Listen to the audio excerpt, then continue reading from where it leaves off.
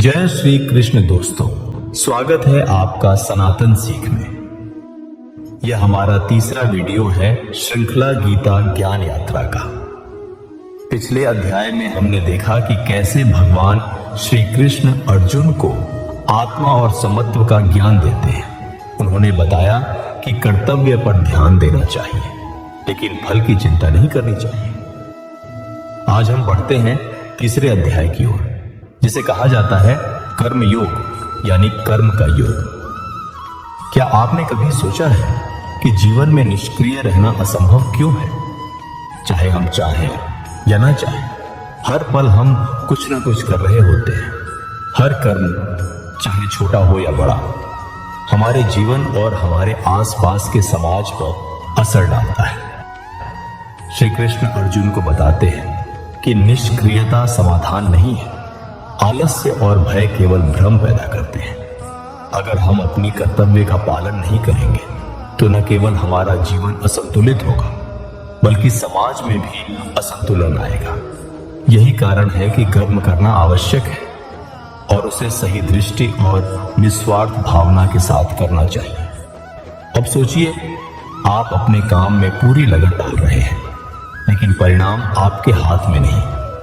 क्या होगा अगर आप केवल अपने कर्म पर ध्यान देंगे और फल की चिंता छोड़ देंगे? यही कर्म योग है, निस्वार्थ कर्म। श्री कृष्ण अर्जुन को यह भी बताते हैं कि बुद्धिमान व्यक्ति वही है जो अपने कर्म को ईश्वर, धर्म और समाज के लिए करता है।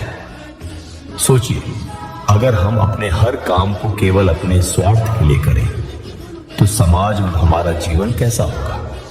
लेकिन जब हम निस्वार्थ भाव से काम करते हैं तो न केवल हमारी आत्मा मजबूत होती है, बल्कि हमारे चारों ओर सकारात्मक ऊर्जा फैलती है। श्री कृष्ण कहते हैं, कर्तव्य करो, फल की चिंता मत करो। निष्क्रियता जीवन में ठहराव लाती है, लेकिन कर्म योग हमें जीवन में स्थिरता, साहस और आत्मविश्वास देता है। अब एक सवाल आपके लिए, क्या आपने कभी देखा कि जब आप किसी अच्छे काम में पूरी ईमानदारी और निस्वार्थ भाव से लगे होते हैं तो अंदर से एक शांति और संतोष महसूस होता है? यही कर्मयोग है। यही वह शक्ति है जो आपको हर परिस्थिति में मजबूत बनाती है। अर्जुन को यह भी समझाया जाता है कि अपने कर्तव्य का पालन केवल अपने लिए नहीं, बल्कि समाज और धर्म के लिए भी महत्वपूर्ण है। इसलिए यदि हम अपने कर्म को सही दृष्टि और निस्वार्थ भाव से करते हैं तो हमारे जीवन में स्थिरता और संतोष आएगा।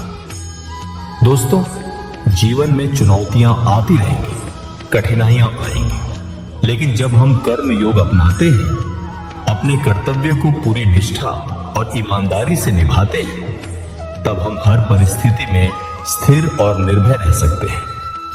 तो आज की सीख ये है, निष्क्रिय मत बनो, अपने कर्तव्यों को निभाओ, फल की चिंता मत करो। निस्वार्थ कर्म से जीवन में संतोष और स्थिरता पाओ। आइए हम इसे याद रखें, जीवन में हर पल एक कर्म का अवसर है। इसे सही दृष्टि और निस्वार्थ भावना के साथ करना ही हमारी सच्ची शक्ति है। अगले अध्याय में हम देखेंगे कि कैसे श्री कृष्ण ज्ञान योग के माध्यम से अर्जुन को और गहराई से सिखाते हैं कि बुद्धि और भक्ति के माध्यम से अपने कर्म को ईश्वर के लिए कैसे समर्पित किया जा सकता है। अगर आपको ये वीडियो पसंद आया तो चैनल को सब्सक्राइब करें और गीता ज्ञान यात्रा की इस श्रृंखला में हमारे साथ जुड़े रहिए। हर अध्याय हमें नई रोशनी, नई दिशा और नए जीवन पाठ देता है।